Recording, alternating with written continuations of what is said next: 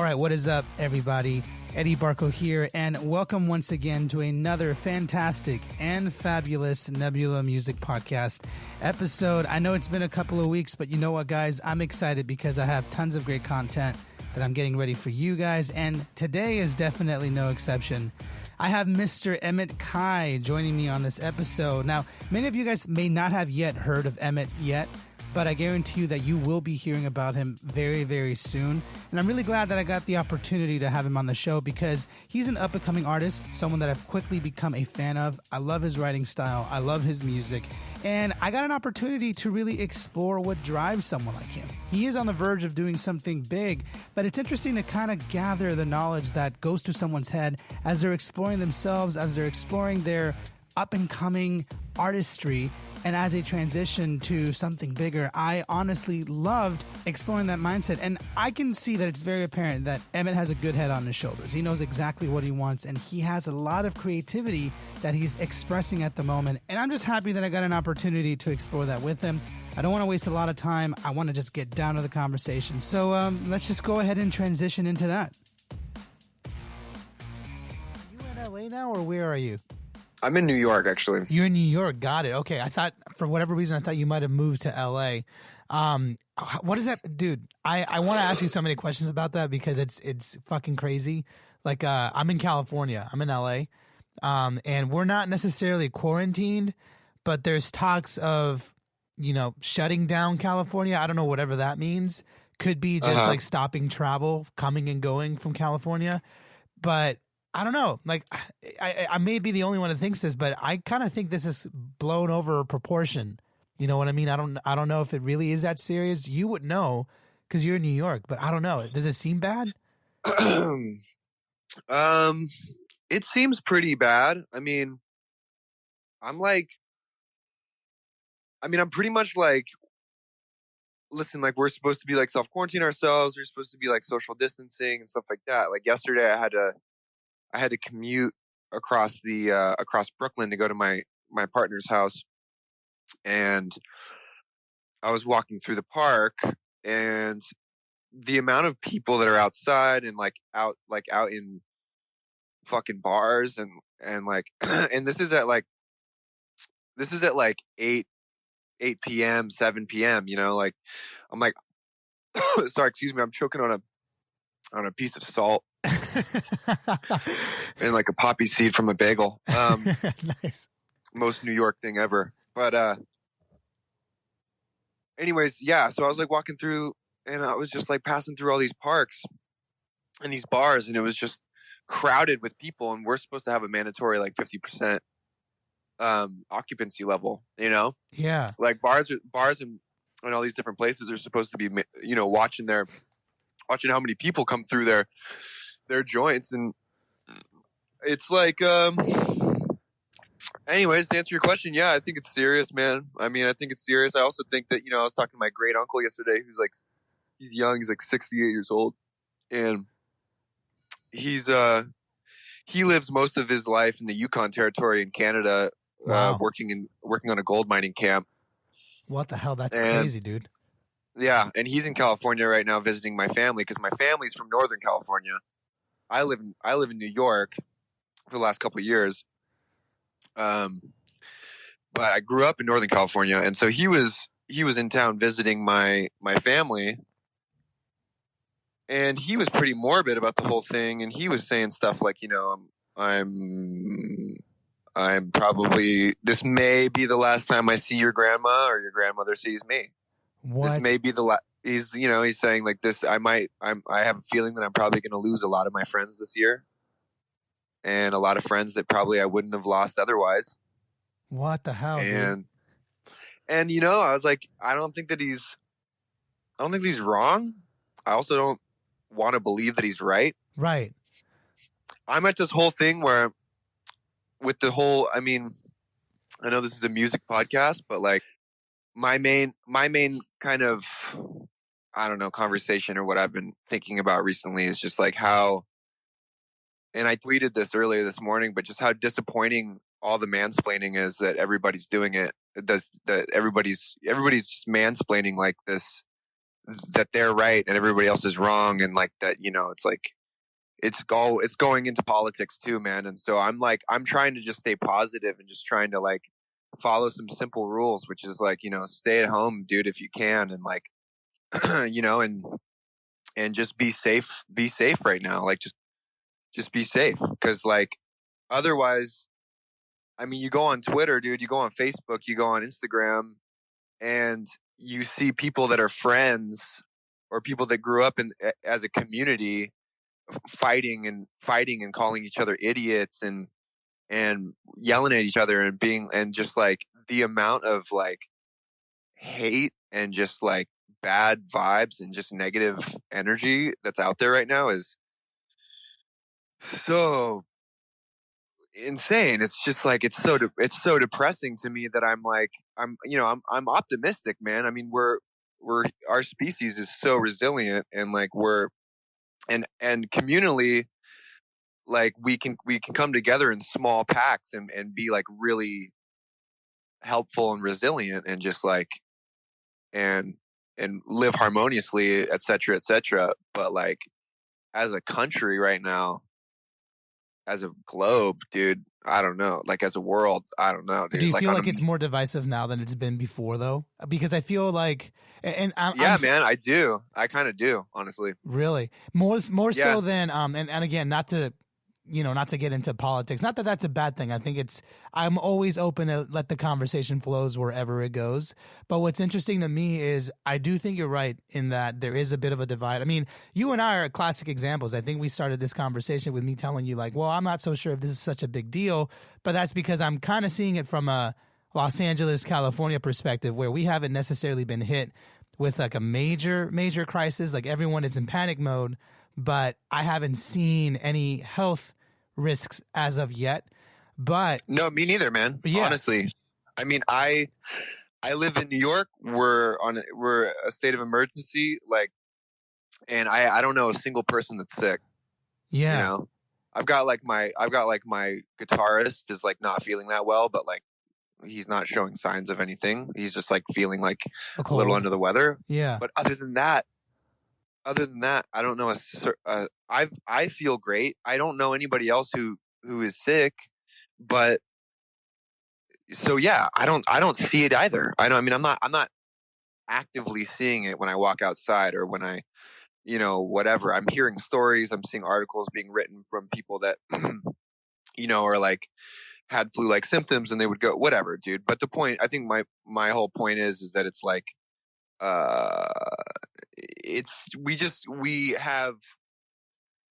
we have people that are like, we just have fucking mansplainers, dude. Well, what do you mean by that? Actually, I'm curious. When you say mansplainer, what is that? I mean, like, look, we have people that are like, I'm going to quarantine myself and I'm going to be safe.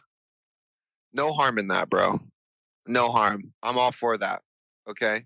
I'm also all for you walking outside and getting some fresh air, going to the grocery store and having to grab some essentials or whatever. But then we got the people that all of a sudden are like fucking doctors, and they're like, they're like party doctors, and they're like going out to bars, and they're like, dude, this whole shit's just like, they're overreacting. Everybody's full of shit. Like this stuff is just like, et cetera, et cetera. Like you can go out to bars, man. Go catch a flight. Like it don't matter. Like everybody's making it a way bigger deal than it is. Like, and I'm just like, well, and this actually does float into politics too, because it's also going with the Bernie and the Biden thing. And it's like, you see liberals fighting each other over who's who. And it's just sad, man. It's just sad. And it's making people feel just like, incompetent, and it makes people feel like bummer mode, dude. And like, I'm not trying to dip my nose too heavily into this, but it's just been like it's on everybody's mind, man. It's kind of hard to not dip your nose into it because the whole country's in panic mode, or at least from what I've seen, most people are in panic mode. I mean, bro, I grew up on a fucking farm, like way out like in NorCal, in Northern California. Yeah, where exactly in NorCal? In like in between Santa Rosa, California, and Hillsburg, California. So like Sonoma-ish area? In Sonoma County. Yeah.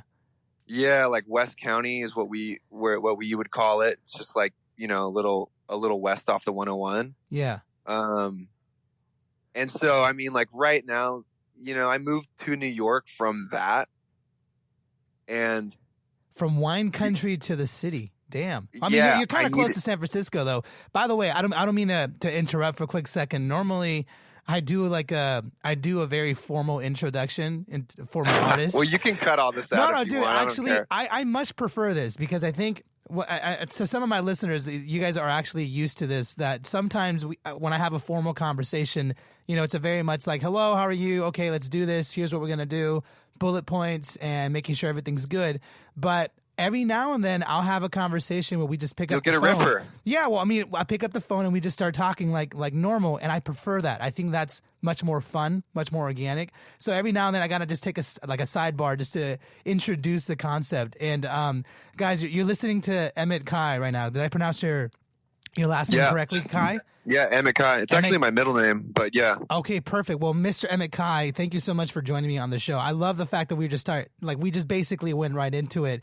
And no doubt, man. To kind of just preface or to kind of give some backstory to this conversation, we got in touch about doing an interview with you because you're an up and coming artist. You have a lot of music that's being listened to right now, and I was very intrigued by who you are and by what you're doing right now. And so this whole quarantine thing really, I don't know, it coincides with all that, and that's why I'm very fascinated to hear your thoughts on it and to give some of the listeners a little bit of a backstory. I know that you're from Sonoma, which for some of you guys who aren't from California, Sonoma is in Northern California, not to the very top, but close to the top. And if you know where San Francisco is, it's east from San Francisco, maybe like 40 minutes, maybe an hour away from San Francisco-ish. Maybe I'm wrong. I don't quite remember. Yeah. But yeah, it's around that area. Sometimes I feel like Northern California should really just be Central California when you look at it. Right. You have so much to drive through until you cross through the state. People don't realize how big California is, or at least how long it is. Yeah, California's huge, man. It's humongous. And that's why it's funny. People who have lived here for a long time, I think most people do think that if it were to be divided into different states, you could, because northern, central, and southern are, vastly different in terms of nature, in terms of like land masses and all these things. Like, it's crazy how different the cultures are. But anyways, I digress. You were telling me how you grew up in a farm in Sonoma, which is wine country, basically in California-ish, and you moved from that to New York. Yeah, in like a matter of 3 months. I think I came out here in 2017, like summer of 2017, maybe. So almost 3 years ago. Yeah, almost 3 years ago. I came out here with my buddy Nick, and he showed me around, and like we spent half the trip in the city and then half the trip upstate, and I just loved it. And I was also at a time in my life where I just needed to switch things up. So yeah. So I was when I was flying, I was at the airport getting ready to catch my flight back to California, and I just was like, I was really in this like, let's make haste, man. Let's make a change. Like let's do this. Like something needs to change in life. So I bought a one-way back to New York for 3 months. I said, I'll give myself 3 months, save up some money, find an apartment, and move to New York. And so went back to California. I was working at I was managing like this small little coffee shop for people that are it's for anybody, but mostly is for people that are in recovery. And I was doing that, and then I dropped that and just went back to painting houses, which was what I did for a long time. I just painted houses for years. Really? So I dropped that because I could make a lot more money painting houses. So I just started painting houses, and I saved up, a couple grand, not a lot, just a couple grand, and moved out here and found an apartment for like $750 a month. That's not bad. For New York prices, that's not bad. Oh, it was terrible. It was for $750. you'll get the worst situation ever. I mean, but considering how much everything else costs, though, like, I mean, I guess I don't really know what situation it was, but it does sound like it's definitely on the lower tier of what's available. It was on the lower tier for sure. I was living in like a loft space, the fourth floor loft space with 4 different people. That was supposed to be, a loft space is typically like 1 to 2 people can live in a loft space, right? And this was converted into like a 4-bedroom with plywood. So yeah, it was gnarly, man. It was gnarly, but I did it. I stuck it out. And then I ended up, I actually ended up getting a couple other friends from California out here and who now play in my band. And then like, we got a house together and it's been great. I mean, things have only been going up since then. Since the small little loft days, huh? So those were the loft days. Yeah. And now I've got a nice little, I'm living in Greenpoint, which is sweet. Love that neighborhood. But yeah, man, it's great. Like, but I guess what I was saying is that like right now, in these times, I really miss home. Like I miss being secluded. I miss being like on the farm. I miss being just like, interesting. Dude, like I grew vegetables, like legit, like as a business, I grew vegetables for 3 years. Wow. Like, yeah, man. Like I raised sheep my whole life, chickens my whole life. You don't think when people think of California, I feel like they never think about that. You know what I mean? Like they always think of Hollywood, surfing, and maybe Silicon Valley, but they don't think of the farms, the sheep. I would argue California is primarily farmland when you really think about it, or at least land. Yeah. It's mostly land with like 3 major cities in between, but it's like 80% land. Which is it's really it's vast, man. Like it's especially like whenever you drive down what is that, the 5 or is that the 5 that goes through Gilroy? I think it might be. Are you talking about the one that's more inland and not the one that's by the coast? Yeah. Well, the 101, I don't know, whichever highway goes through like Gilroy in Central California, that's like really just like, it's whoa, the 5. Man, like, that's definitely it's the 5. 5. Yeah. That's what I thought. The 5 freeway, the very famous 5 freeway. It's a very long. The 5, man. You don't see much on the 5. You see more on the 101. Which again, for those of you guys who've never been to California, the 101 is the freeway that goes through L.A. and then basically goes up the coast all the way up to the very top of California. It takes a lot longer than taking the 5. It takes at least like 2-3 times as long, but that's because the 101 you're saying? Yeah, because it turns into, I believe it turns into the PCH, or at some point it basically goes through the coast and you can get to Big Sur with it, if I'm not mistaken, but it also takes a lot longer because you're kind of winding in and out of all these mountains and stuff, as opposed to the 5 that's just straight. It's literally a long road that's just straight for the most part. Yeah, straight. You don't really see much. Like, yeah, dude. I mean, my ass has never hurt more on a road trip than driving the 5. It's crazy, man. You really gotta get used to that drive sometimes. But here's what I'm curious about though, Emmett, because Sonoma is beautiful. I love going up there whenever I get the opportunity to do so. Yeah, that's great. I do. I'm glad you get to go up there. Yeah, well, you know what? It's beautiful. Now, I haven't been up there in at least like a year or two. But what I'm curious about is lately I've been witnessing a lot more people, a lot of friends, newcomers, people that have been moving to LA. LA is my hometown.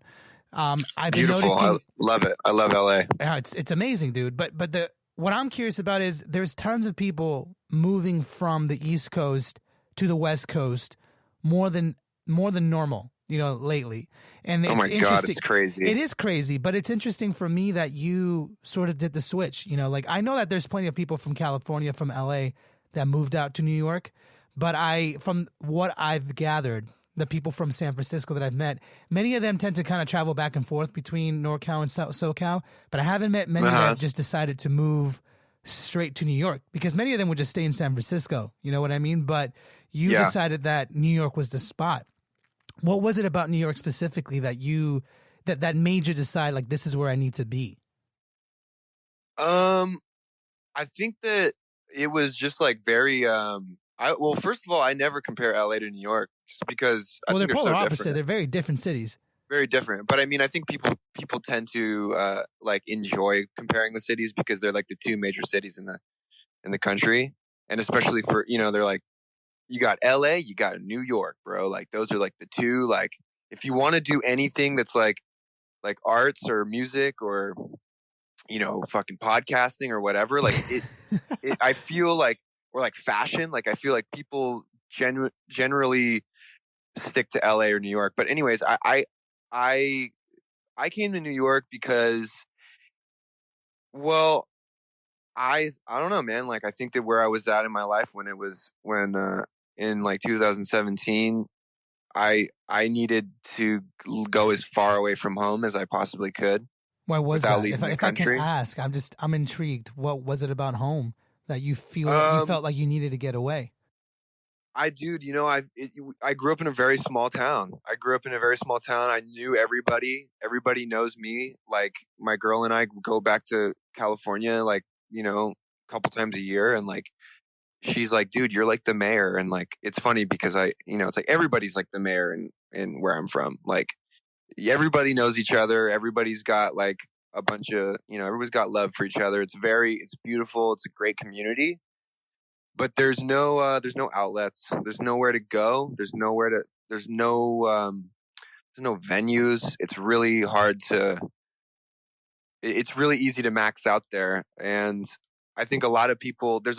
In Santa Rosa. There's a lot of amazing artists there that are like doing great things, making records, clothing lines, like fucking soap lines, whatever, dude. Like people are doing incredible shit there, and they're happy with living within that bubble, and they're successful within that bubble. But like what I needed for myself was to break a seal. I needed to get as far away from this life where I lived most, I lived in San Francisco too, and couch surfed Oakland, which is classic. But like, I just needed to just stir it up, Yeah. like majorly. And so when I came to New York, I felt the most uncomfortable and inspired that I ever had. And so I just was like, I don't know. I just loved it. I thought I came here in the summer too. So it was like, at night it's super warm and you're running around and you're like going to all these different events, and people were really warm and welcoming. And it was cool to see how many different, just how many different cliques and genres of human there are here. Like it was just really, really cool. So, and I mean, it's as far as you can get. So That is true. I just did it. I just did it, and like didn't want to think too much about it too. Like and I mean, plus, man, like I've been going to LA my whole life too, like for music stuff and Right. for being from Northern California, it's songwriting. kind of hard to not to. Yeah, man. And I would DJ events out there and do like, all kinds of fun stuff. I always love LA, man. I go back all the time. It's great, But I also felt like, if I went to LA, it wouldn't be enough of a shock because I was too familiar with LA already, But And why did you feel like you needed that shock? And the reason why I asked this is I get what because you're saying. You're prying, brah. I am prying, bro. And here's the You're thing. prying. Here's the thing. The reason why I'm asking is lately, I'm always paying attention to what the listeners are saying, and I have very close relationships with many of the people that listen to this show, and even in other circles, just because I keep up That's to date to great. what's happening in the music scene locally and internationally and all that. And what I have found is because right now there's a lot of the younger generation, like the 16-year-olds, 18-year-olds, they're basically getting old enough to start working, right? And so right now there's a lot of them. They're coming out of nowhere and starting to, step into the professional shoes. And so then you have a lot of people that are more, my age. You're 25, right? Or younger than I'm 20. I'm actually 27. 27. Okay, so I'm 29. Yeah. So we're both are basically from the same generation. I have found that there's that our generation and some people that are a little bit older, maybe like 31, 32. There's a lot of musicians that are very I don't want to say itchy, but angsty is the word that I was looking for. There's many of them that didn't take the opportunity to shock themselves, like you basically said, to take that opportunity to move somewhere else and do like a change for their lives. They did a more traditional route. So I have found that lately there's a lot of interest in doing that. A lot of the older musicians are very interested, or at least thinking about it. They're thinking about why they didn't do it, or should they do it now? Is it too late? That sort of thing. Sure. As they're watching social media and they're watching all these young kids do what you did, they're wondering if it's time for them to do so. So for me, it's curious that you sought out that shock. Like that didn't scare you. You were like, you know what? I need a change. And New York's fucking intimidating sometimes, dude. Like, I love it, but I know think that's what it was too. Yeah. It was super intimidating. I mean, I really loved how intimidated I was by it when I got there. I was holding my friend's hand the whole time, man. Like, I was like, everywhere he took me, I was like holding his hand pretty much, not necessarily physically, although sometimes probably physically, but like we, I think that the reason that I wanted to get out was because, I felt too comfortable at home. I felt that, all of that. I was also like, I just wasn't in like that great of a headspace, and I was doing a lot of shit that, I'm 3 years, I'm 3 years off drugs now. So congratulations. That's good. Thank you. So that's like just about almost the exact time that I've been in New York.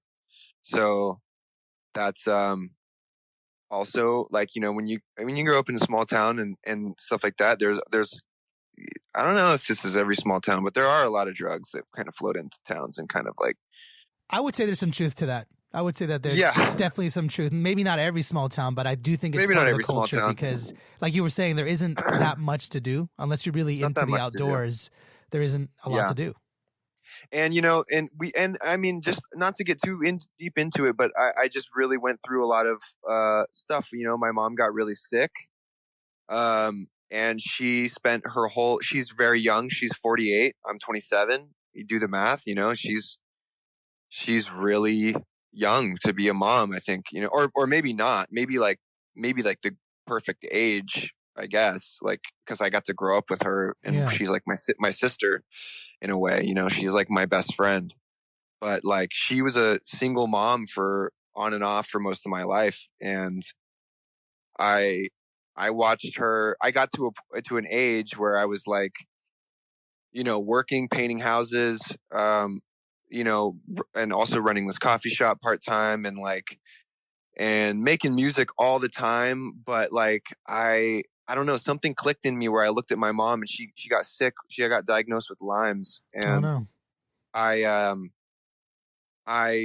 was there with her, I was there with her the whole time, like visiting her and being around her and just like helping her through the emotional struggle and mental struggle that is like finding out that you have something chronically wrong with you. Yeah. And it's funny, but I remember just we were like we were laying or lying down, whatever the right one is, and she was like, I remember being like, I was about to leave to go visit New York, and she was like, I want you to have the best time.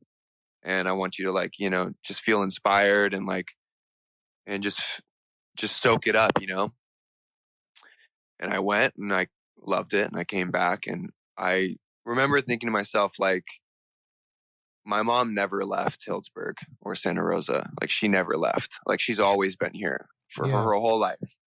Partially because she's been raising me, but also partially because nobody ever told her to go. There was anything else out there, and nobody ever told her that there was like more out there. And like, now that she's an adult, she's like, in a way, it's like her illness has been like one of the best things that's ever happened to her in a way. Yeah.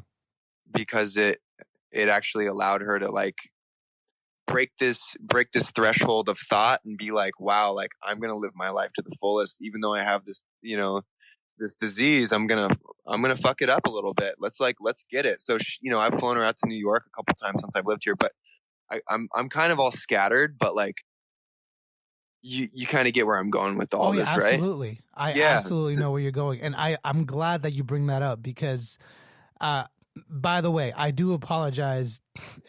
Excuse me. I do apologize if I pry. I just have a habit Dude, I love of doing it. It's so. cool. I'm down to talk, man. I'm Dude, super down. I'm happy that you are because, again, it's at the end of the day, musicians, creatives, we're all driven by very similar things, different experiences for sure, but in our core, they're very similar things that drive us to do what we do. And my goal has always been to help people unlock that, or at least embrace what it is that drives them to do what they want to do. And what's interesting, I love that. Yeah, well, I mean, like what's interesting to me is that lately, I mean, if we look back at the history of how we've grown up, you know, we're 90s kids, basically. I think you were born, what, 92, 93 maybe? Yeah, 92. 92, okay. So it's funny, I was just having a conversation with a friend about this, how our 90s generation, I firmly do think we had like the best opportunity because we were born in a time where we experienced, you know, for lack of better ways to explain it, like the old school way of thinking and then the new school way. Like we grew up, I know people always say we grew up playing outside and then we got computers when we were like, you know, teenagers basically. Like, so we were able to kind of experience how life was like for our parents. Yeah. We also got to learn the dual sides. Yeah. We got to learn how life is going to be from now on. And you can argue that life is always like that. But my point being is a lot of what I've been noticing is many musicians our age, younger, older, they have found themselves in this place where even though they're pushing and they're driving forward for something, many times they can get lost or forget where that drive came from, and that disheartens them. They feel like they need to have a purpose, which is fine. But what I try to remember, because I kind of learned this the hard way, similar to you but differently, is how, you know, our parents do come from a time where pursuing your dreams, you know, wasn't really a priority at the time, at least from what I believe and what I understand. You know, I totally agree with that. Yeah, like, I mean, there's definitely people that did it, but like you were saying, it wasn't like a social custom. It wasn't something that people were used to hearing like, hey, you know, you can do anything you want in that sense. You know, our parents grew up at a time where it was about social standards, getting married, buying the house, and raising kids. And my parents are immigrants, so they had a completely different list of priorities. But the point that I'm making is most of our parents, they lived basically to help us get a better life. And whenever I get, you know, in this mindset, or whenever I get the opportunity to really try and be grateful and understand how I've gotten to where I'm at, it's really because my parents gave me the opportunity to explore, you know, and it's funny whenever I talk to them about it, they couldn't be any happier for what I'm doing. Like, I am successful and I'm grateful for that, but they honestly would not care if I was just playing drums for the hell of it, you know, or just doing music, because they in a way fought for your right to be lost and to explore. You know what I mean? And they're more than happy to see you do that. Especially with, are you first generation? I am. I was born here. Yeah. Yes, that's amazing, man. Yeah, that's beautiful. I love that. It's crazy though. But it's crazy because it's not even just the fact that they're immigrants, because I would argue everybody, like your mom, for an example, and other musicians I've talked to, every family from that previous generation. It's a generational thing, I think, for sure. Yeah. And I'm happy that you have found, from what I understand, you took something that, you know, for the most part, most people would see as negative, but you use that to teach yourself what was important to you. And I guess and I know it's not easy to explain it like that, but it's more so like, I think you took the initiative. You're hitting the nail on the head. I think you're totally on it. Honestly, dude, I think you're killing it. Well, here's my question for you then. For people that feel like they're a little older, you know, that maybe are just a tad bit older and they've experienced life a little bit differently. And I think I might know the answer that you might give, but it's still, I think I'd like to hear from you. Is it ever too late to seek out that shock and that uncomfort in the way that you did? Or do you feel like it changes with age?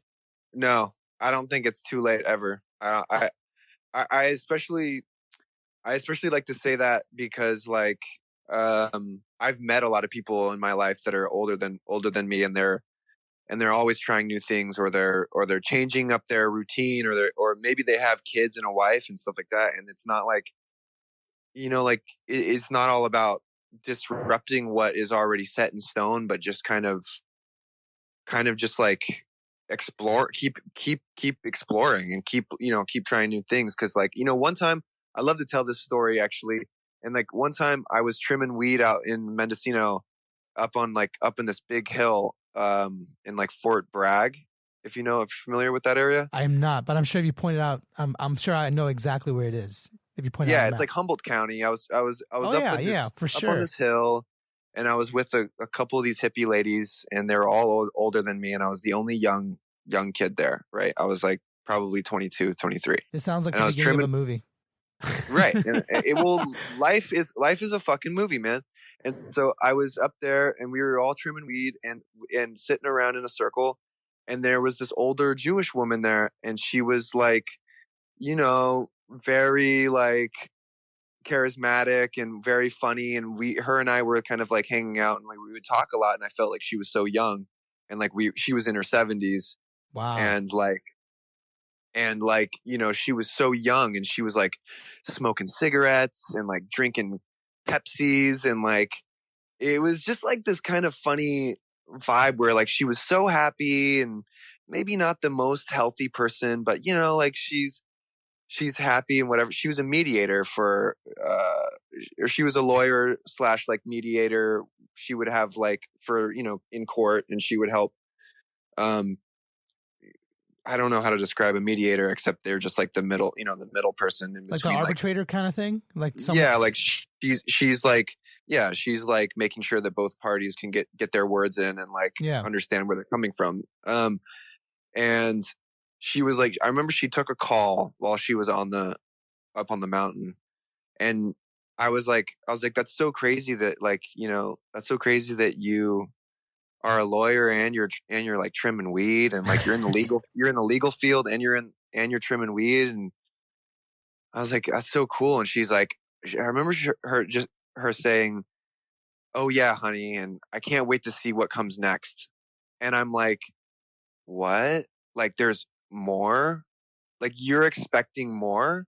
And that's so cool. It's so endless. Like she was married, she had kids, she had grandkids, and she was still just like, you know what? I'm going to go up and trim some weed with my girlfriends. And then, and like she was basically just insinuating that there's more to life, and that she can't wait for there to be more. And like, who is this lady? We got to hang out. I know, right? She was so cool. Anyways, so I think that like, my parents were never really together. They were always separated, but like, they were, very supportive of me, like doing music doing music my whole life. It's all that I've really done. Like I've played sports and stuff like that, but like I really am super thankful. Like my dad works construction. That's what he does. Like he is a carpenter, and that's all he does. He just, builds decks and helps people build houses, and he puts up sheds and everything like that. Yeah. My mom was a personal chef for like really like some higher end clients around the Sonoma County area, and was a cook forever. And that's what that was their life, and then they had this kid who was me. And I think that kind of what you're back to what you were saying, like they really pushed me to be free in a way. Like they really made sure that I felt safe exploring all these different options and this creativity and like playing music. And like my dad used to throw me in jam sessions with his buddies who were playing Grateful Dead songs. And I would be playing drums with these like 30-year-old dudes when I was like a kid, and we would just jam for hours. And I was like, why do all these fucking long-haired hippie dudes have their eyes closed and playing guitar? And like, when is this song gonna end? And like, but I look back at that now, and I'm like, dude, that was like the coolest. That was like, that was when I peaked. No, Never gonna get those days back, man. They're gone. I know. They're gone. Well, I'm curious for you, dudes. Out of your experience, what's like one of the skills that you need to be able to adapt to moving freely like that? Basically, like you were saying, you were in a good place already in your life where you felt like you needed to change, and you just took initiative and you did it. But some people would look at that and they would say, well, see, you just have a much easier time adapting or just embracing the unknown. I can't do that, or I need more security, or I need to have a plan. And while I hear both sides, and I think both sides kind of have their pros and cons, I do believe that there are skill sets that you can develop that help you to not necessarily take a leap of faith. That's not the way I want to say it, but there is a way to go about it that helps you to be able to embrace new challenges like you did. And the challenges don't necessarily have to be moving to a city, but definitely doing scary things. You know what I mean? And so for you, like, what do you feel are some of the skills that you developed or that you feel like you're using all the time that help you maneuver through experiences like that? I mean, socially, like being, I think like socially being able to kind of ask for help and like ask other people for help. Like, you know, if you're moving to a city or if you're traveling without a map or you're whatever, or you're in a brand new city or whatever, like, don't be afraid to just try to like exercise, you know, like social commentary and fucking just asking people, hey, what's up? You know, like, how you doing? Like, hey, I have a question. Like, I'm new or whatever this. Like, dude, you know, I was asking people how trains work for like the first month while I was here, like the first 2 weeks at least or something. Oh, dude, I love the train system in New York. I absolutely love it. Yeah, man. Way better than everybody out here in LA. More than happy. Oh my God. Yeah. I haven't used the train system in LA yet, but okay. I kind of want to. But New York's is better for sure. Yeah. But then, I mean, also like, that's kind of just like skill sets. Like you have to be willing to kind of ask people for help. And now, do you feel like you fully let go of your fear though? Like, when you moved to New York for the first time, obviously you had help and you had people that walked you through situations, but even still now, whenever you try and do something new, do you feel like you have to let go 100% of your fear, or do you sort of listen to your intuition a little bit and you kind of try and balance both, if that makes sense? I think it's a balancing act, honestly. I do. I think it's a balancing act because I'm not going to lie. Like I've definitely been screwed over a couple times from just being like naive.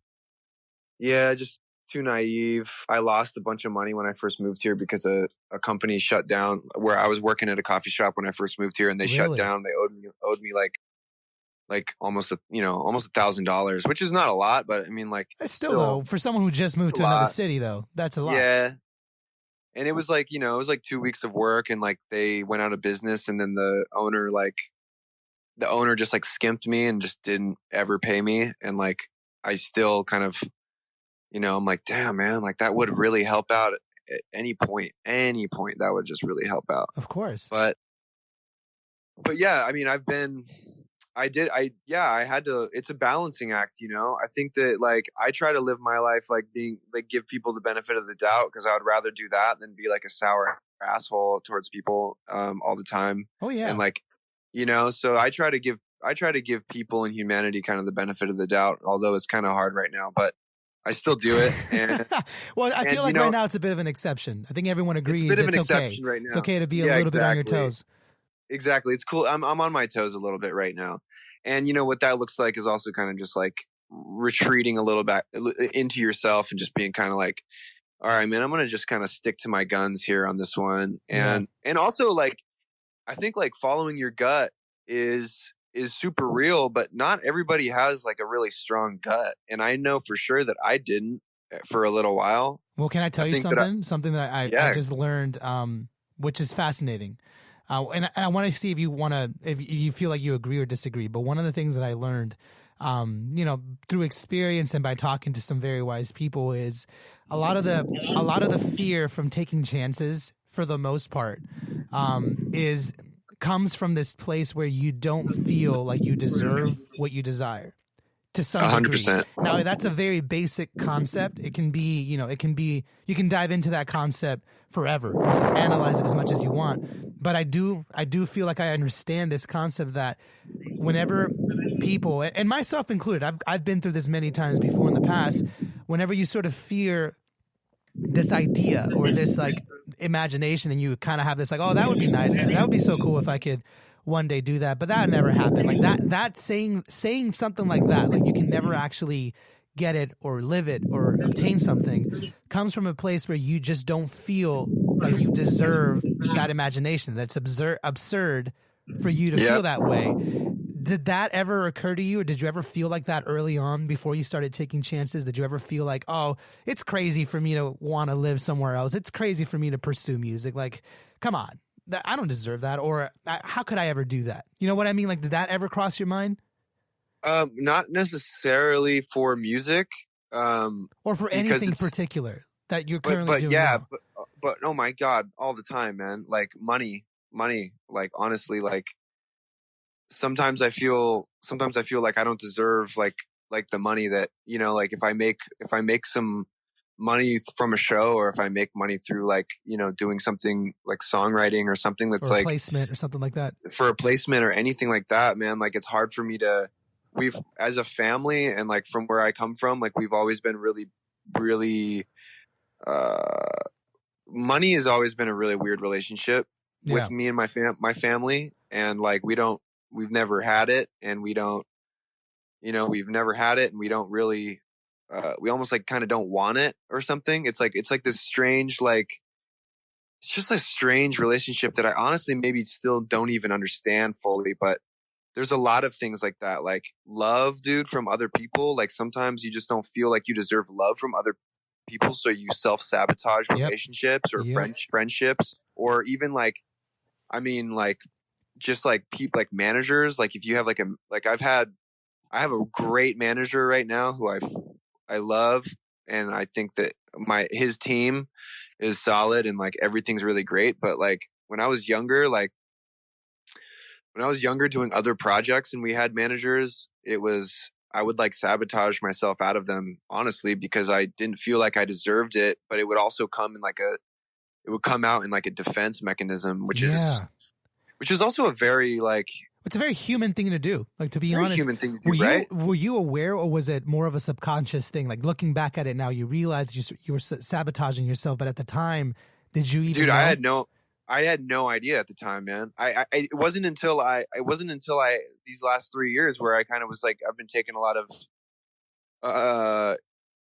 time to like reflect and just, you know, and like look back at like previous at these last 20 odd years or whatever. Like I've been like, you know, trying to analyze these different situations and see what they really were, you know, and being honest with myself and being like, dude, like you maybe fucked up that situation, and that's okay. Yeah. That's okay. Like that phrase itself is so hard to embrace sometimes.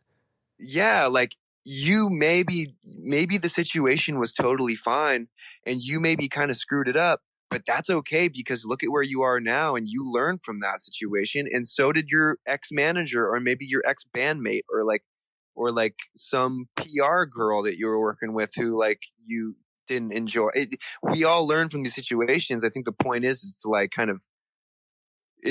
not really let the fear guide you and of being like, you know, whatever, but just being like, okay, man, like that's okay. Like let that pass, learn from it, and pick up where you left off with like more armor and more, you know, knowledge and stuff like that, if that makes sense. No, that makes perfect sense. And I'm going to add something a little bit to that. It's I feel like we're totally on the same page about it. And I always love to talk about this stuff because I'm always learning new things, and I'm always learning to just put words to things that I have felt throughout my whole life. And I think that's really what getting older is all about. You just start to understand yourself more, and you start to be able to explain why you do things, and you're able to accept them. You're like, oh yeah, that's right. I've always done that, and now I know why. I think that's that's the kind of wisdom you get as you get older, and then you learn to. You have to be open to that, right? Exactly. Though, Eddie?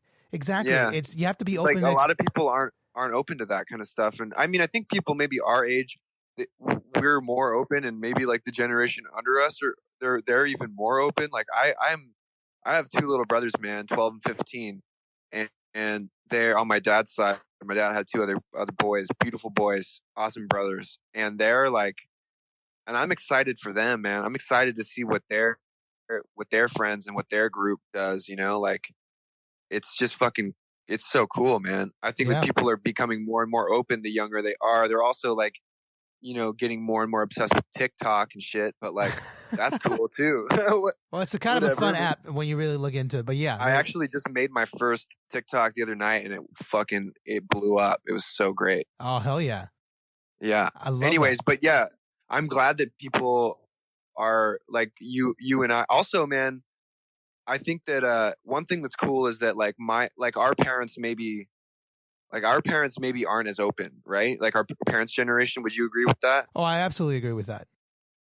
And I think that maybe that stems from something that we spoke of earlier, like it's all work, no play, like work very hard and set because they're coming from they're offspring of another generation where they want to work so that we can kind of experience and see what's out there, you know? Yeah. And like, but one of the coolest things that I found is like, because of that, we're maybe more open and we're not as closed off, and we're discussing things that their generation didn't discuss. Yeah. I mean, whether it be like, you know, like like LGBTQ movements and just being more fluid as like a whole just community and just everything, and being more open-minded and different ways of thinking, and even to like spirituality or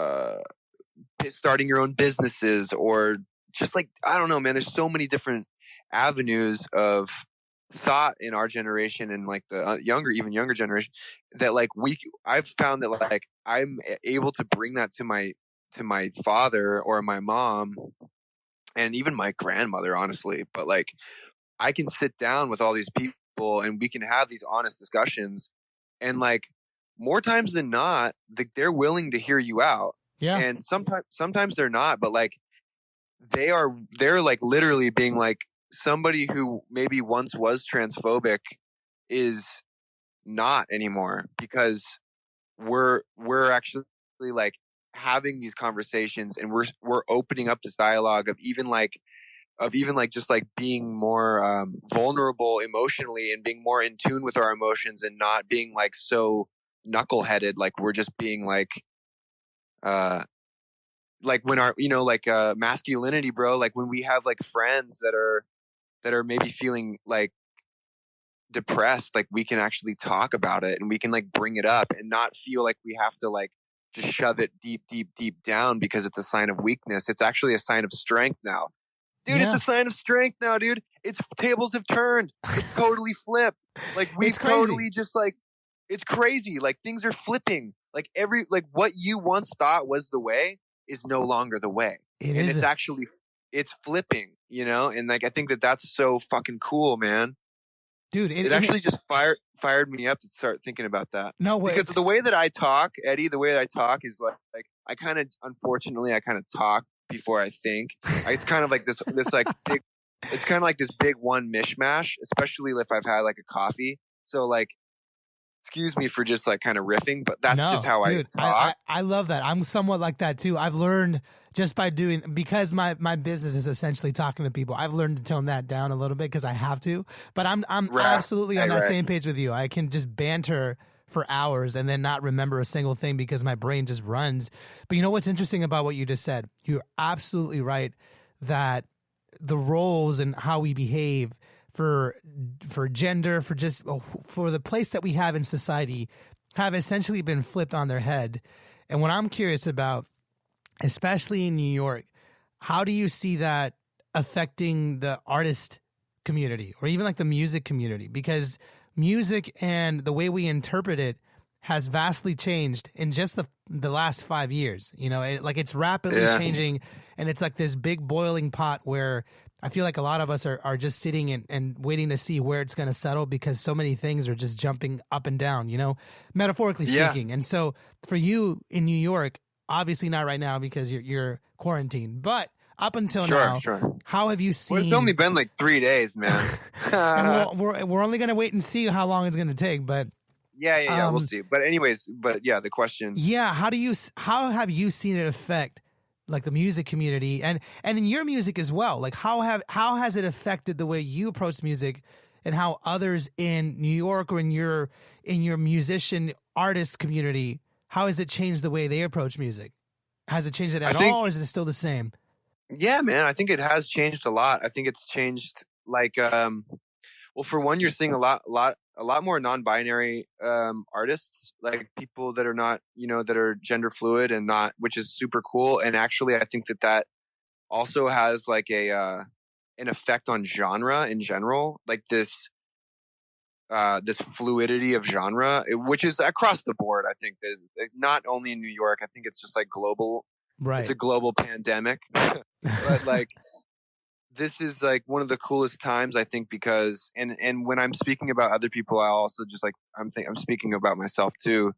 Like I think that what I find in New York is like or just whatever is people are really comfortable with being who they want to be and experimenting with different sounds. Yeah.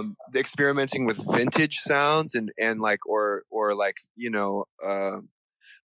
just like throwback sounds and mashing it up with like a trap beat or whatever. Or you'll find people that are like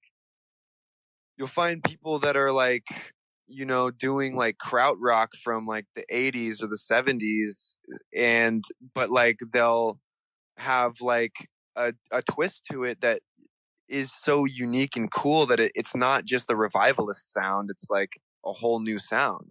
Yeah. And I think that that coincides with gender, and and I think that coincides with genre, and I think that coincides with art as a whole. I think that people are really thinking outside the box and doing really cool shit.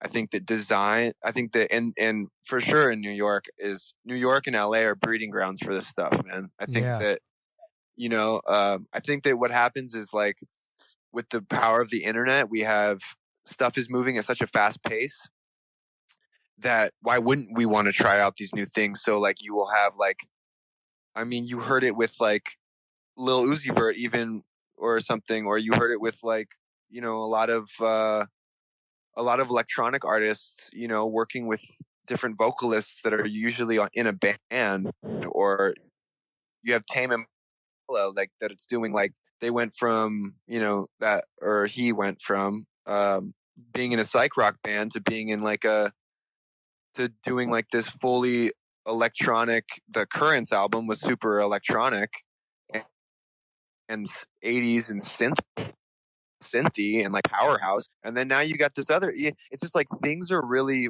like mashing well together. I think it's really cool. I mean, this is the greatest time to fail.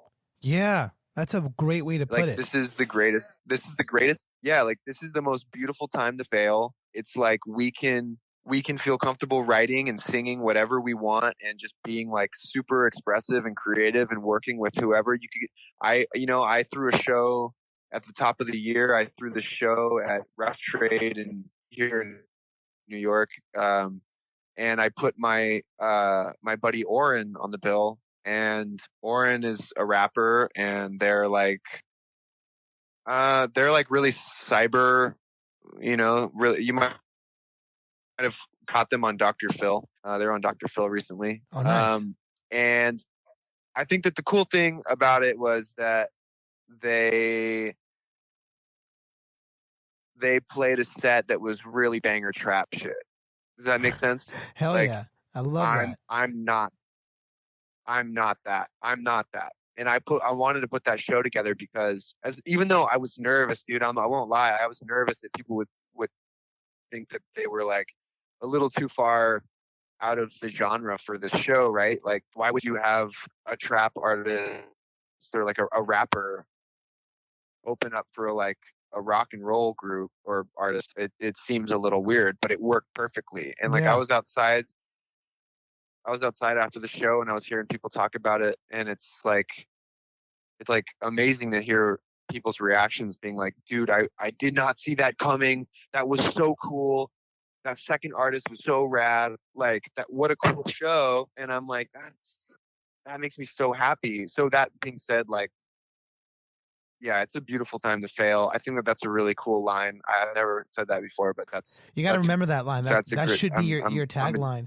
So then for your music, basically, like from my understanding, you have tons of new music that's going to be coming out this year. Using that as a context, what is it that you're trying to get across with your new music? Like, obviously we're in this moment in music and in history where everyone's just mashing everything they can together because we can for the first time. Maybe not for the first time, but at least for a while, there is a lot of styles and things that are just being mashed together because we can, and people are feeling very creative. From my question for you is, what is it that you're trying to get across with your music? Is there a message at all, or is it more like, I'm doing what I feel and I want to see what people think? If that makes sense. Yeah, man, totally. I think that with the new records, like I really just wanted to just like really fucking flex on everybody. Like I and myself. I wanted to flex on myself. I really like High for Weeks, by the way. High for Weeks is a really, really good song. Thank you. Thank you so much. I really, the response to that song has been great.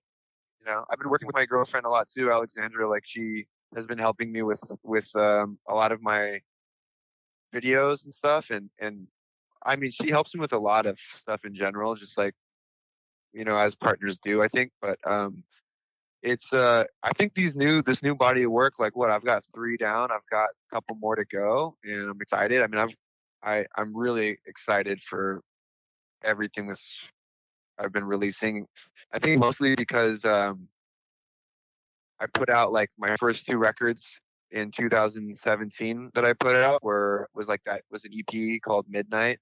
Yeah. And it had an A side and a B side, and the B side really blew up. Nice. And the B side really blew up in the sense that like it got like a bunch of list shit, and it got, I don't know, that seems to be the song still today that a lot of people will like shout out and stuff like that, which is fine. I love that. That's fantastic. Every artist has that, man. Every artist has one song people want to hear. Every artist has that for sure. For sure, and I love that song. It's great. But like I really think that there's so much more dynamic to my head and like my creative side that like I've been wanting to flex, and like I really don't ever want to hold back as long as I live, as far as creating and like writing new shit and trying out new sounds and stuff like that, because I also like produce for a lot of other artists and write on a lot of other records and play and produce a lot of other records of different genres and stuff. So and I have my whole life, man. So like taking that and applying it to these new records has been really, really fun. Like I got back into sampling for like High for Weeks. There's a drum break on there, Who'd you sample that from? I'm curious. There is a drum break. Did you sample that from somewhere, or was that you? I didn't sample it from someone. I was actually on YouTube, and I was like going through drum breaks, and I was like, yo, like that shit. Like that, like I heard this drum break, and I was like, that's dope. And I didn't sample it because I could have. It was so simple. You just did it yourself. You're like, fuck it. Play it. Oh no! Actually, sorry. I sampled it. I did sample it in the session, and then when I took it back into the studio, and I sat down with my engineer and we were mixing it, we actually reprogrammed it differently so that we didn't have to clear it. Oh hell yeah! Classic move. Oh, but classic anyways, move. You just move a couple notes around. Yeah, we just rip the problem because it laughs, and then throw an extra kick drum in there, and like, what do you know? It's like your own drum thing. But that's life. Anyways, like we had a lot of, or I had a lot of fun just like taking, going back to listening to old music and finding, or like hip hop, and I wanted to merge like hip hop with like pop music. Yeah. And so that's where that song came from. And then, there's like yeah, man. I think that. Oh wait, sorry. What was the question? Am I getting it? No, you're absolutely getting it, dude. No, I wanted to know what the. I'm totally just like. You're no, but see, that's the beauty of it. That's the beauty of talking about your own music is I get where your message is coming from and what your priorities were for this music, because Right. you are basically, you're making a push for new music and you're trying to put new stuff out there. And for me, it's always a curiosity to find out where people's headspace was at when they made this music, and to see if there really was any type of message or not. I mean, it doesn't matter if you do or not. It's more so, I think it's very curious to hear where it came from, you know? I mean, I like to think that like the music, like the instrumental side of my music is very, it's like, it's very flowing, and it comes from like a lot of different, I love to pull from a lot of different avenues. But as far as the lyrics go, one thing I've been realizing recently is like people will hit me up and ask me like what that song's about, or like, I mean, that's typical. Like, people want to know what the song's about. And like, I've kind of been wanting to refrain from telling people what songs are about, because I don't fucking actually know what they're about half time. I have like a few, like, I don't want to lead people astray, because like, I want you to listen to my music and be like, dude, like this really hits home. This really hits home, without me telling you that it hits home. Like, Yeah. my songs are never gonna be as literal as like a lyric genius or whatever that website is. Like, it's never gonna be as literal as you want it to be. It's only gonna be as literal as you'll make it. Like, you're going to listen to my music, and you're gonna feel something regardless. And like, that is what it should be. Yeah. It shouldn't be whatever I tell you it is. Because like, I write a lot in general. Like, my whole life I've been writing outside of music. So I write essays, I write poetry like nonstop. It's all the time. So like, a lot of my phrasing in music is not one-sided. It's kind of like a hypercharged thought that is just it's like a general hypercharged umbrella of thought that's like, I don't want you to just let it be one thing. I'm not going to say that the song is about a breakup, even if it partially is, because it's also about whatever you felt it was when you felt it. Yeah. It's just as valid as that, because everything is just everything. Like, you don't need to pinpoint it. It's not going to do anybody any good to just like pigeonhole a song into like one meaning, you know? Yeah. You're kind of leaving the definition up to... that would suck, man. I know. But see, I love that, because... That would suck if it was. It ties in really well with the like, way that... If you asked me what a song was about... What was that? Oh, there you are. Sorry, I think I lost you for a quick second. No, dude, honestly, I absolutely love where your headspace is, because I think based on what we talked about this whole entire conversation, I feel like I got a really good idea of where you're coming from, your adventurous side, your ability to take on challenges and face them head on, and understand that maybe you need a little bit of help, but that you want to make a change. And then understanding that your music is coming from a place where you're just putting emotions down on a record and sharing that with the world, and basically allowing them to make up their own minds about it. I mean, I think a lot of artists they wish that for their music, but I think for you specifically, I think I really do get that feeling based on what we've talked about. And I think it's well earned, because you've been through so much, you've experienced a lot, and you have, in my opinion, based on what we've been talking about, I feel like you've just used that time wisely. And I'm very excited to see all the music that's going to come for you, my man, because I do like what you have out so far. It's been doing really, really well.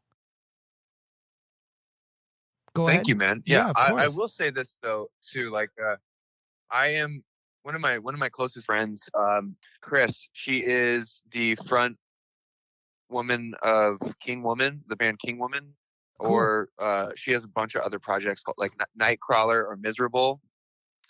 And she once told me, and it's so easily said, but like she once told me, like, before I started releasing this music under my own name, I was sending her some demos, right? Right. And she was like, dude, you got to put this stuff out. And I was like, oh, I don't know. It's like, it's not really me. And she was like, it's too late. It already is you. You already did it. It's already there. And I love that. I remember thinking to myself, like, fuck, she's right, man. She I is already right. did it. Like, it's already there. God damn, dude.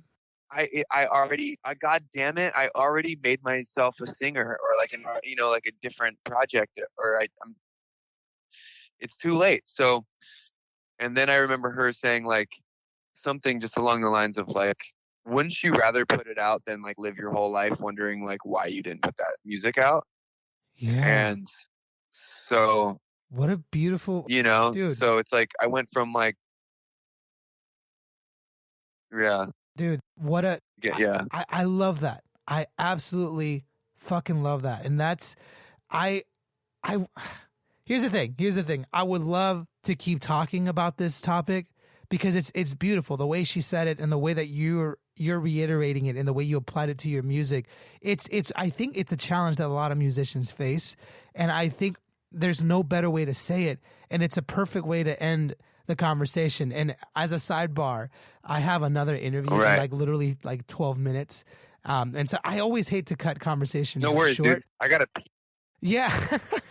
But honestly, what I wanted to say is thank you so much for joining me on this conversation, dude. And to kind of like tie things together a little bit. I know you have your new music coming out. Maybe you can just tell me real quick.